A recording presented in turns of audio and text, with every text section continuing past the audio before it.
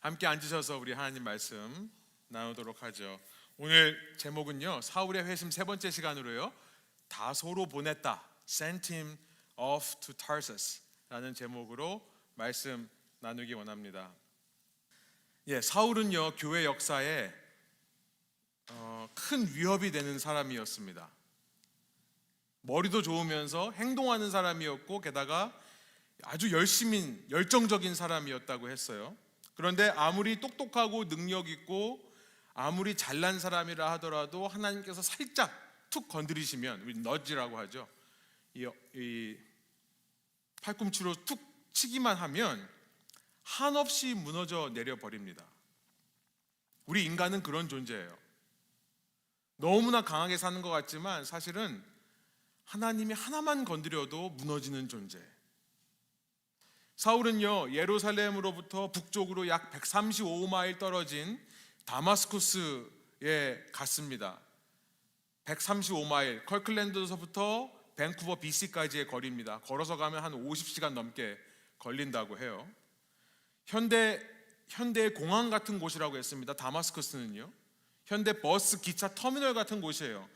거기만 가면 거기로부터 사방으로 퍼져나갈 수 있는 곳입니다. 그렇기 때문에 사울은 그 길목에서 유대인들에게 이 예수 믿는 자들, 도를 따르는 자들에 대해 알리고, 그들을 붙잡으면 이 사이비 종교가 온 세계로 퍼져나가는 것을 막을 수 있다고 생각했던 사람입니다.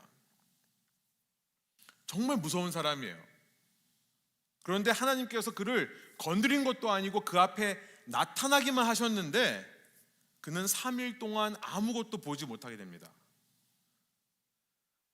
그랬더니 그 무서운 사람이 순한 아기처럼 변해요. 남의 손에 이끌려 다니고요, 남이 손을 얹고 기도해야만 눈을 뜰 수 있는 존재가 되어버립니다. 18절, 19절이에요. 아나니아가 와서 그에게 기도하자 그제서야 보게 되고 세례를 받고, 19절에 보니까 그는 음식을 먹고 아이처럼 힘을 얻습니다. 아마도 사울은 이때 굉장히 충격을 받았을 것입니다. 내가 이렇게 연약한 존재구나. 사람이 한번 이런 것을 경험하면요, 정말 내가 연약한 존재구나를 알게 돼요. 이전까지는 건강에 문제가 없다가 건강에 문제가 생기고 나니까 정말 절실하게 깨닫습니다. 정말 아무것도 아니구나. 내 인생은, 내 체력은 아무것도 아니구나. 이전까지는 내가 살았던 삶이 뭐가 대단하다고 생각했습니다. 그러나 무의미하고 무익한 삶이었구나를 깨달았을 것 같아요. 오늘 사울의 회심 세 번째 시간인데요, 사랑하는 여러분, 바로 그것이 회개입니다. 그게 바로 회심이에요. 내가 약해지는 것, 그게 회심이에요. 우리가 사는 세상을 가만 보면 정말 survival이라는 말이 어울리는 세상이에요. 생존의 세상입니다.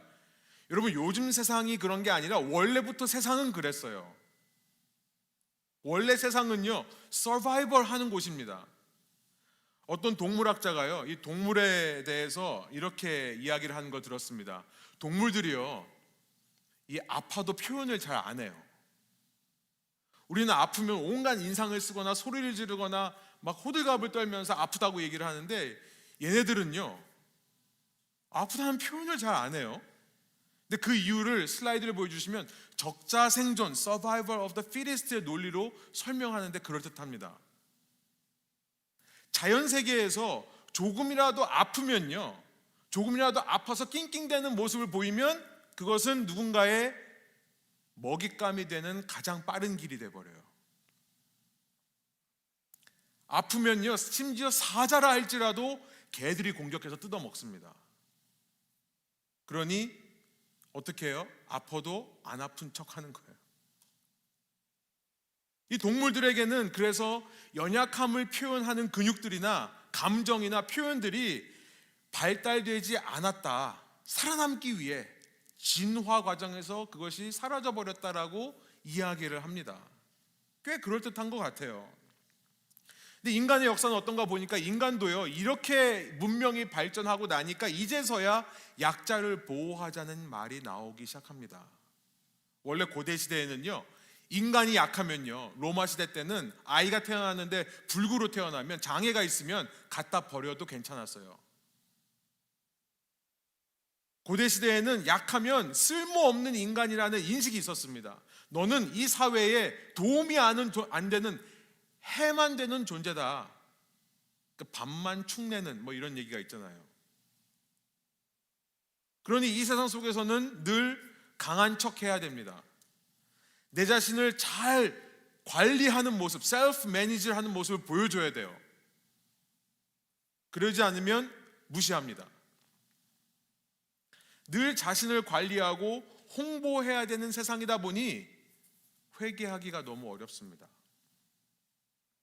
하고 싶지 않아요. 괜히 내가 약해지는 것 같아요. 회개하면 내 부족함을 인정하기가 쉽지 않은 세상, 문화 속에 살고 있습니다. 오늘은요, 본문을 통해 이 사실을 좀 더 깊이 생각해 보고자 해요. 이 회심한 사울은요, 자신의 일행을 떠나 침례를 받고 이제 제자들과 함께 지내고 있습니다. 그런 다음에 20절에 보면, 그런 다음에 그는 곧 immediately라고 기록되어 있습니다.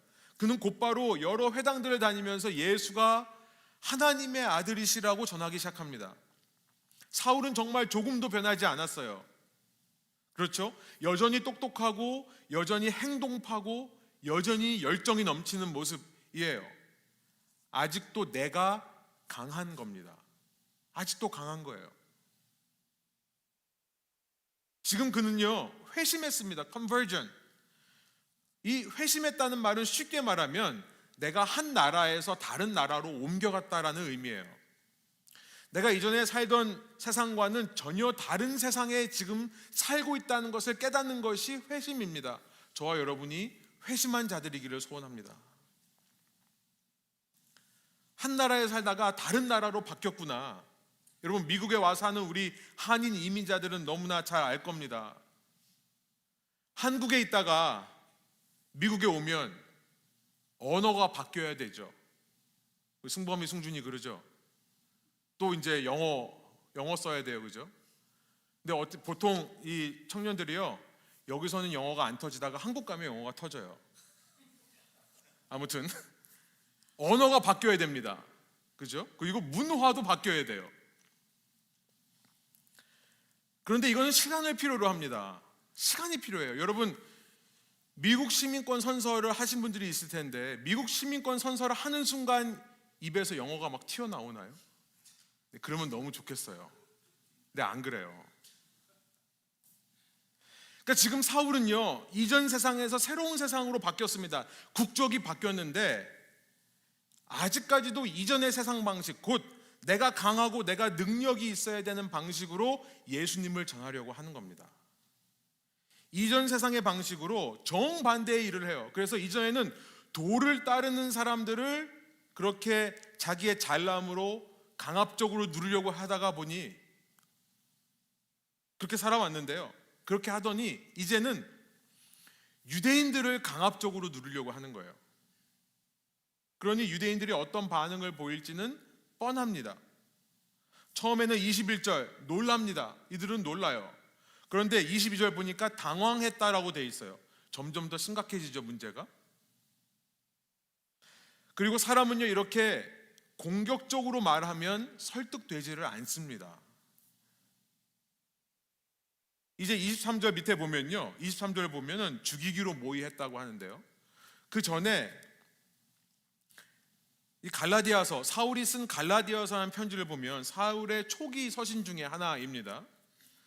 사울은 자기가 회심한 후에 아무도 자기 말을 들어주지 않자 회당들을 다니면서 예수가 그리스도인 걸 전파하는데, 예수가 하나님의 아들임을 전파하는데요, 아무도 들어주지 않으니까 갈라디아서 1장 17절에 이렇게 기록해요. 나는 아라비아로 갔다. 그때.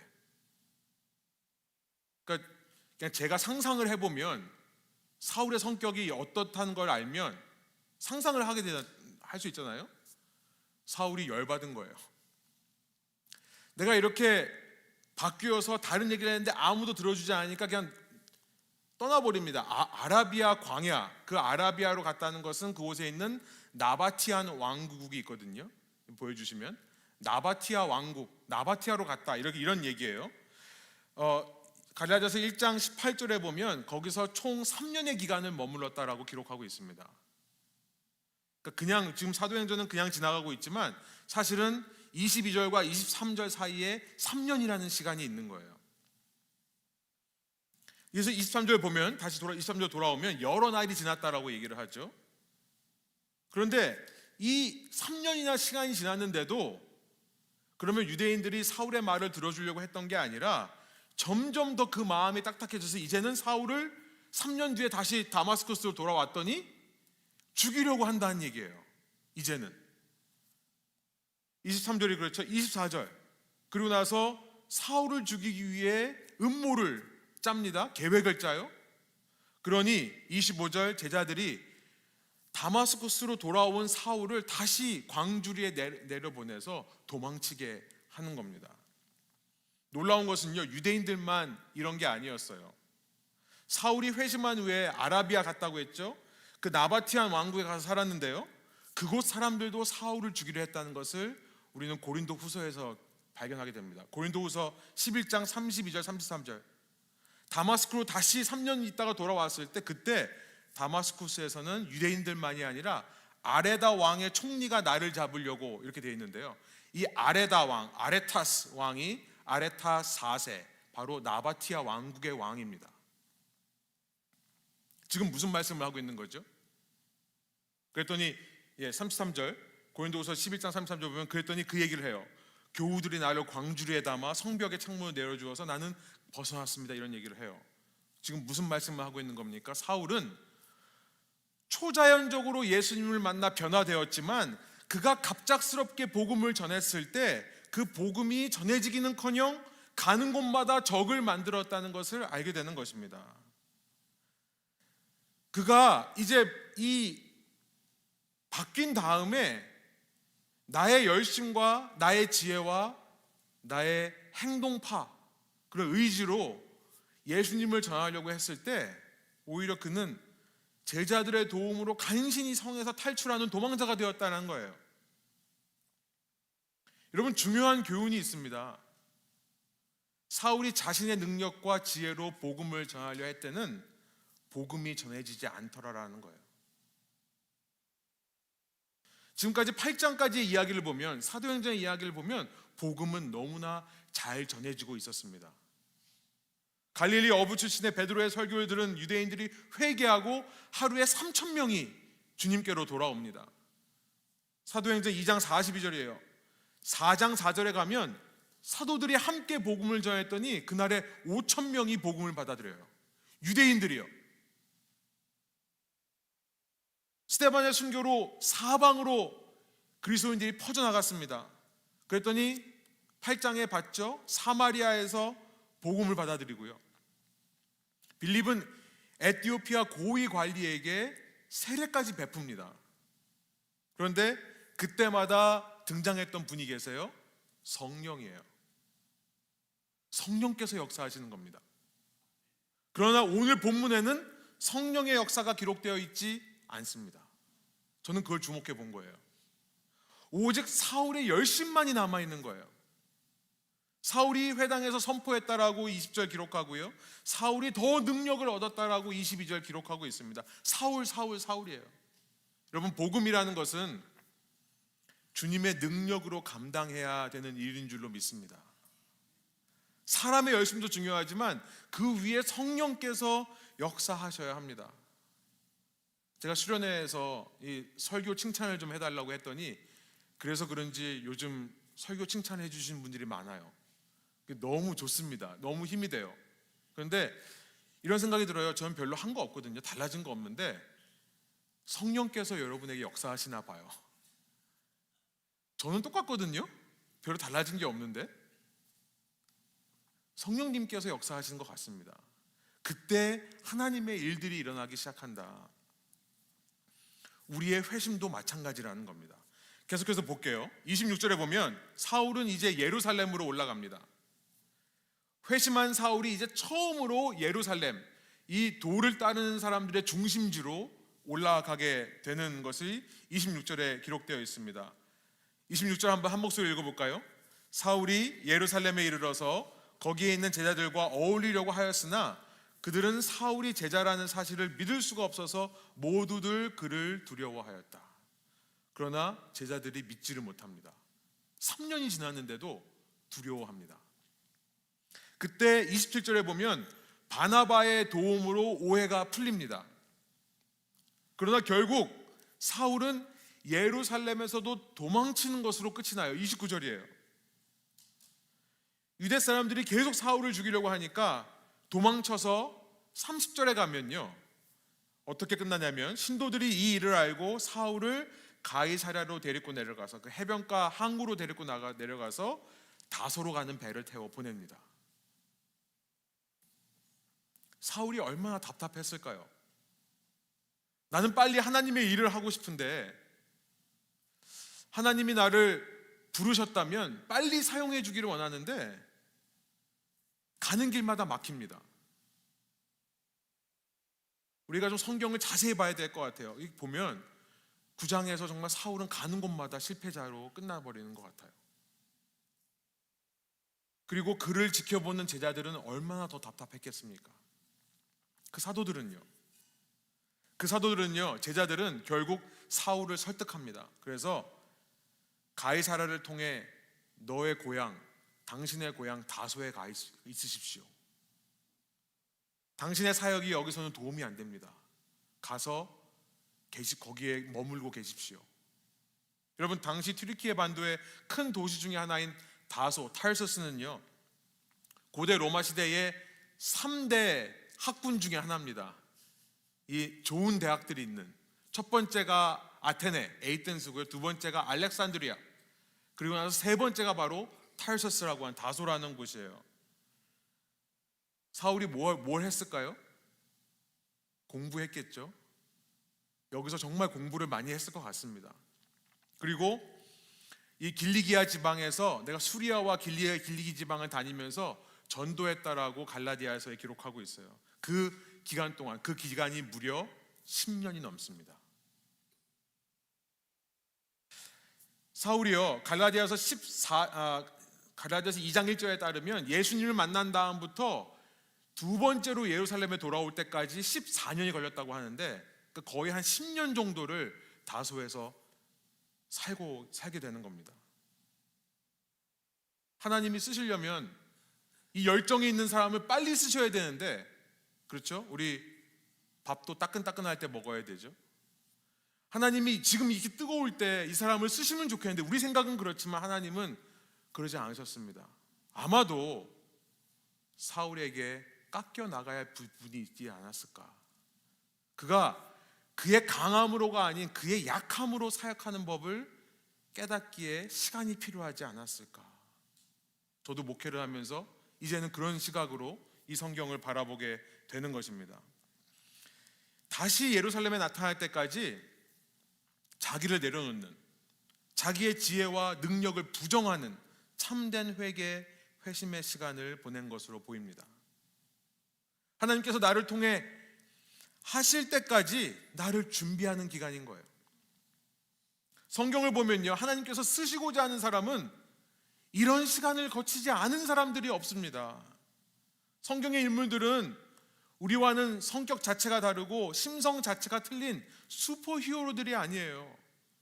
성경에 나와 있는 한 사람 한 사람의 이야기를 보면 전부 하나님께서 그들을 쓰시기 위해 수년에서 수십 년의 세월을 기다리셔야만 했다는 것을 깨닫습니다.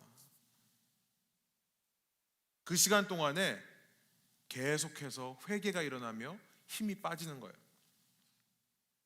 한때 예수님을 만나고 그 충격에 3일 동안 힘이 빠졌던 사울, 그러나 다시 또 힘을 얻으니 내 힘으로 뭔가를 해보겠다고 한 사울, 이후 하나님께서 다시 그를 사도행전의 역사에 불러 들이실 때까지 11장 25절까지요 무려 14년의 시간 동안 하나님이 힘을 빼시는, 약함을 발견하게 하시는 시간이었다는 거예요. 그런데요, 그렇게 힘이 빠지고 나니 그때부터 하나님이 역사하시기 시작하는 겁니다. 11장 25절 가서 보겠습니다만, 이제 바울이라는 이름으로 바뀌어서 하나님이 그 바울이라는 사람을 얼마나 위대하게 쓰시는지를 우리는 사도행전을 통해 볼 것입니다. 하나님께서 역사하시기 시작하니까 그게 강함이 돼요. 나의 강함으로 하려고 했을 때는 그게 강함이 아니었는데 하나님이 쓰시려고 하다 보니 내 약함이 강해집니다. 왜냐하면 그 약해진 데서 하나님의 능력이 나타나기 때문에 그래요. 이것을 깨달은 사도 바울은요, 사도 바울 줄여서 사울이라고 하죠. 사울은요, 그래서 고린도 후서 12장 9절에 이렇게 이야기합니다. 우리 한 목소리 한번 읽어볼까요? 그러나 주님께서는 내게 이렇게 말씀하셨습니다. 내 은혜가 내게 족하다. 내 능력은 약한 데서 완전하게 된다. 그러므로 그리스도의 능력이 내게 머무르게 하기 위하여 나는 더욱더 기쁜 마음으로 내 약점들을 자랑하려고 합니다. 제가 썰렁한 농담을 했는데 진짜로 알아들으실 것 같아서 사도 바울을 줄여서 사울이라고 하는 거 아닙니다. 웃지를 않으셔서 웃으셔야 되는데 아마 제 약함인 것 같아요. 이 보면 My power is made perfect in weakness. 내 능력은, 하나님이 말씀하시는 거예요. 얘들아, 내 능력은 강한 사람을 통해 나타나는 게 아니라 내 능력은 약한 데서 완전하게 되는 능력이다. 사울이 이것을 깨달은 겁니다. 여러분, 회개의 신비예요. 세상에서 말하는 것과는 정반대입니다. 세상은 이해할 수도 알 수도 없는 신앙의 놀라운 능력, 곧 내 속에 있는 강점, 장점이 아니라 내 속에 있는 약점, 꼴보기 싫은 단점들이 주님께 붙들리기 시작할 때 그때부터 주님이 역사하시기 시작한다는 거예요. 이게 무슨 말인지 아실지 모르겠습니다. 이게 와닿으실지 모르겠어요. 제가 얼마 전에 이 책을 추천했었는데요, 내가 왕 바리새인입니다. 저도 이 책을 처음에 선물 받았을 때 누구가 주셨어요. 선물 받는데 내가 그동안 바리새인처럼 살았나? 왜 나에게 이런 책을 주시지?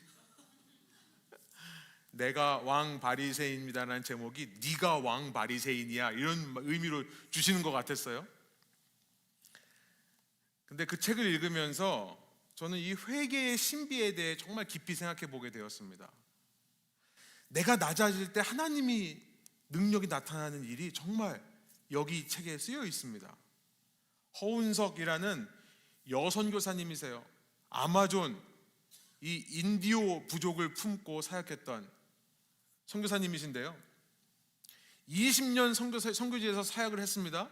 그들과 함께 먹고 자고 정말 어렵게 살으셨는데 그 20년이 지나고 나니 하나님께서 주신 선물이 암이었대요.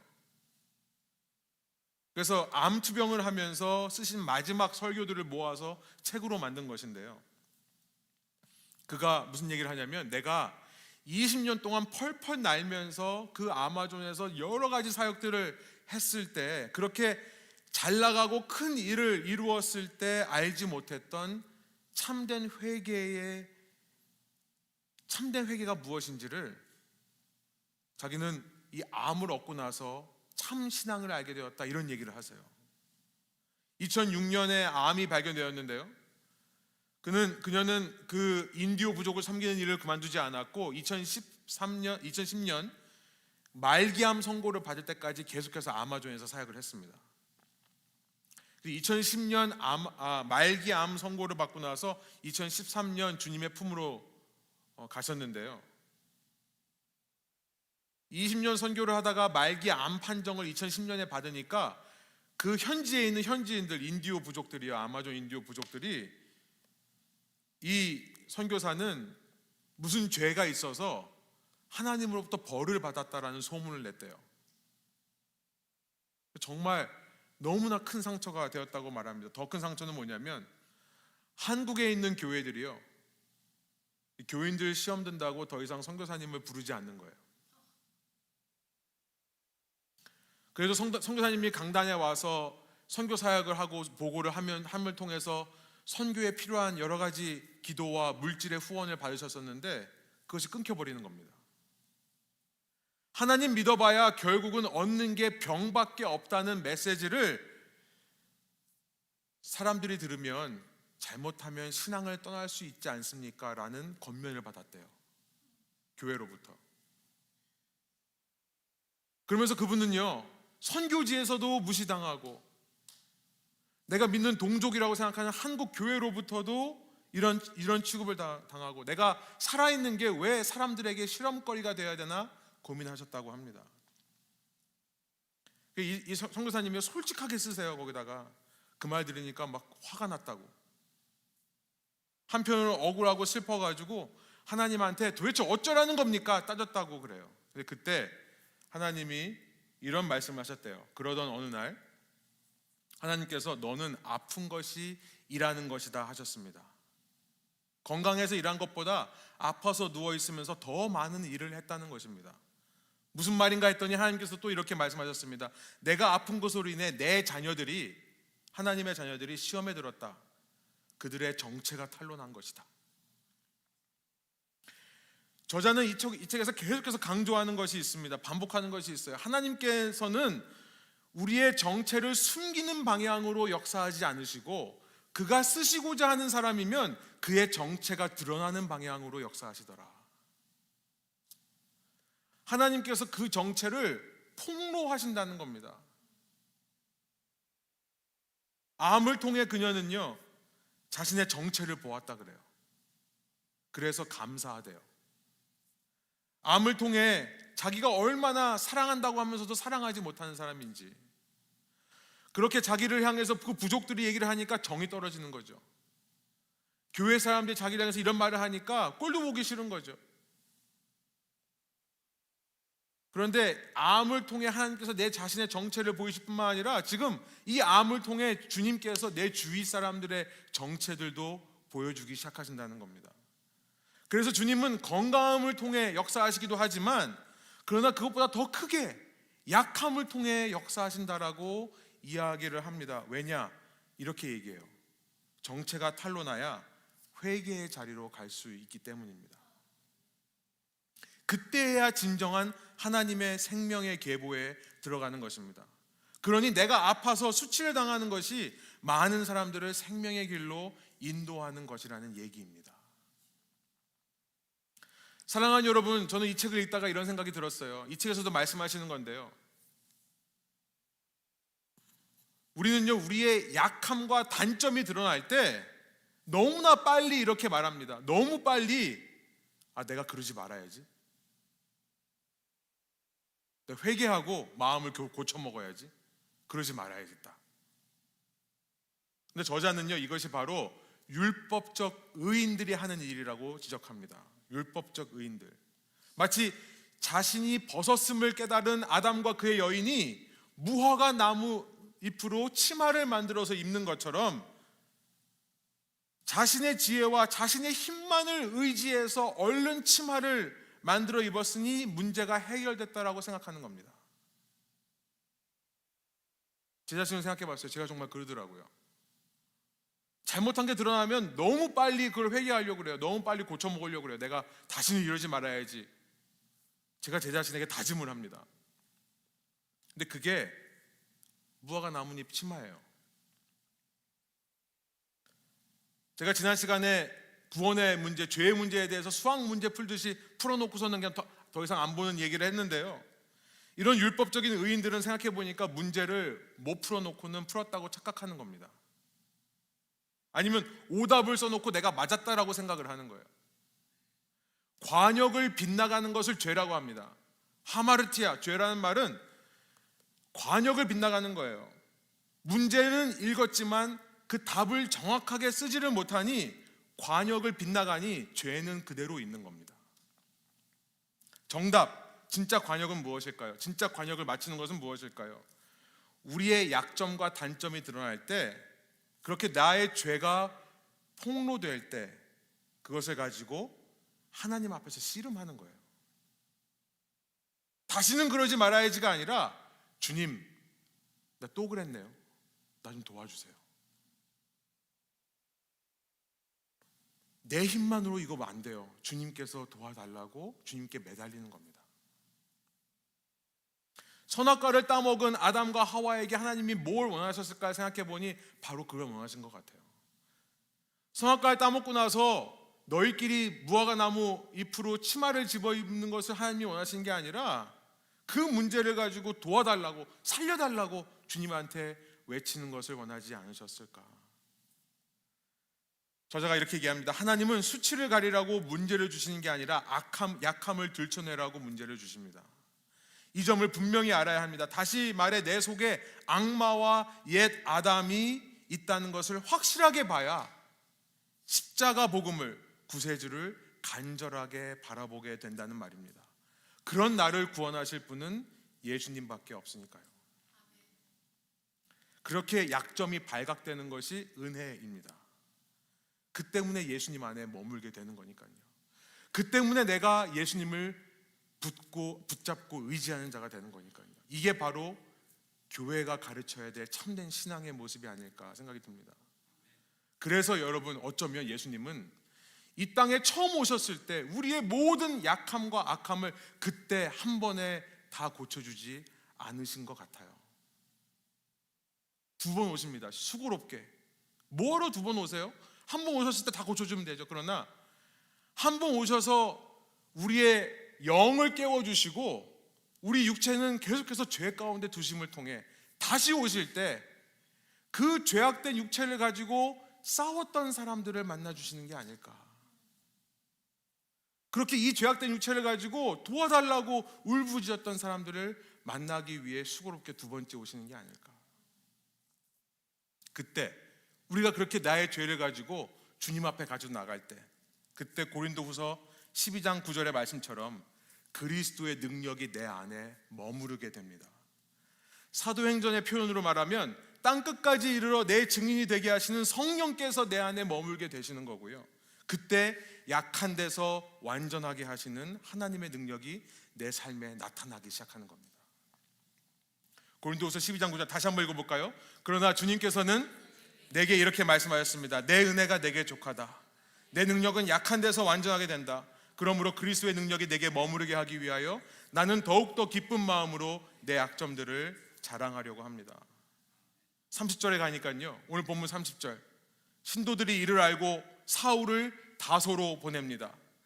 그런데요, 사울은 이렇게 교회 역사 가운데서 잠시 10여 년, 11장 25절에서 다시 만날 때까지 퇴장하는데요, 31절 보니까요, 그러는 동안에, 곧 사울이 없는 동안에 라는 표현이에요.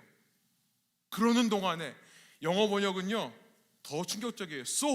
그러므로, 사울이 없어졌으므로, 사울이 다소로 갔으므로 교회는 유대, 갈릴리, 사마리아 온 지역에 걸쳐서 든든히 서갔다라고 말하고 있습니다.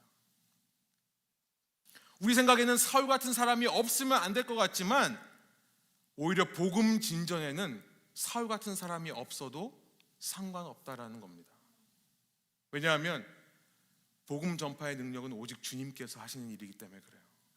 오직 성령께서 하시는 일이기 때문에 그래요. 그래서 여기 31절에 가서야 드디어 주님이라는 단어와 성령이라는 단어가 다시 등장합니다. 여러분, 이것이 저는 참된 교회라는 생각이 들어요. 참된 교회, 자기 힘과 지혜로 열심인 사울을 진정시키면서 다소로 보낼 수 있는 공동체, 그리고 그 다소에 있는 사울을 기다려줄 수 있는 공동체, 사울이라는 자원을 최대한 이용해서 이 사람을 다 쭉쭉 빨아먹어가지고 이 사람한테 필요한 거 다 뽑아먹는, 그래서 우리들의 목적을 그 사람을 통해 이루는 공동체가 아니라 사울이 그의 드러난 악함 가운데서, 약함 가운데서 진정으로 예수님을 붙들고 씨름하여 그 결과 성숙한 자로 자기 약점이 약화되고 장점이 극대화되어 돌아올 수 있는 것을 기다려줄 수 있는 공동체. 너는 문제를 빨리 해결하고 와 라고 말하지 않고 그 문제를 함께 기다려줄 수 있는 공동체. 아니, 약점과 문제점이 드러나는 것을 문제 삼지 않고 약점이라 말하지 않고, 누구처럼 시험 든다라고 그런 사람이 와서 설교하면 교인들 시험 듭니다라고 말하지 않고요, 오히려 그것을 통해 어떻게 하나님의 능력이 그 사람의 약함 가운데서 강하게 역사하시는가를 함께 기대할 수 있는 공동체. 여러분, 회개야말로 저는 가장 지혜로운 삶의 길이라 생각이 듭니다. 3주 동안 저희가 회개에 대해서 살펴봤는데요, 회개야말로 세상과 정말 구별된 세상과는 정반대로 가는 길이에요. 그래서 거룩이라고 합니다. 거룩한 신앙인의 모습이 회개가 아닐까. 내가 약해지면 그때 내 안에서 그리스도의 능력이 머무르신다는 것을 기억하고, 그러기에 도리어 내가 강해질 수 있다는 사실 믿으시기 원합니다. 그래서 약함을 자랑하고 기뻐할 수 있기를 원해요. 그리고 그런 공동체가 되기를 원합니다. 그것이 진정으로 회개를 베개처럼 끌어안고 사는 삶이 아닐까. 썰렁하지만 회개를 베개처럼 끌어안고 살자라는 말로 말씀을 마치겠습니다. 함께 기도하겠습니다. 하나님, 이 시간 사도 바울, 그가 아직 사울이었을 때에 주님을 만나 자기의 의의가 아직 변하지 않은 상태에서 무언가를 했었을 때 그가 도망자 신세가 되어 쫓겨가는 신세가 되어 다소로 갈 수밖에 없었던 모습을 봤습니다. 그러나 주님께서는 그를 통해 놀라운 일들을 이루실 겁니다. 주님, 그 10여 년에 약해지고 약해지는 그 시간들이 결코 낭비가 아니라 오히려 주님의 놀라우신 능력이 그 안에 머물게 되는 기회이자 은혜였다는 것을 우리가 깨닫습니다. 주님, 오늘 우리의 인생에도 동일한 일들이 있다면 내 속에 주님께서 자꾸만 나의 약점들을 발견하게 하시고 나를 자꾸만 약해지는 곳으로, 나의 힘을 빼시는 방향으로 가시고 계신다면 그 속에서 너무나 빨리 우리가 우리의 무화과 나무 치마를 지어 입지 않도록 인도해 주십시오. 시간이 걸리더라도 충분히 주님 앞에서 그 문제를 해결받고 주님께 매달리는 일을 통해 나의 약함 위에 주님의 능력이 임한다고 하는 이 사울의 고백을, 사도 바울의 고백을 저희들도 할 수 있도록 인도해 주십시오. 주님, 모든 것이 주님의 영광을 위한 것입니다. 그 가운데 자꾸 나의 영광을 섞기에 사람은 실망하고 위축되지만 주님께서 하실 일들을 기대하며 서로가 서로를 기다려줄 수 있는 그런 공동체 될 수 있도록, 그렇게 축복할 수 있는 공동체 될 수 있도록 인도하여 주옵소서. 감사드리며 예수 그리스도의 이름으로 기도합니다.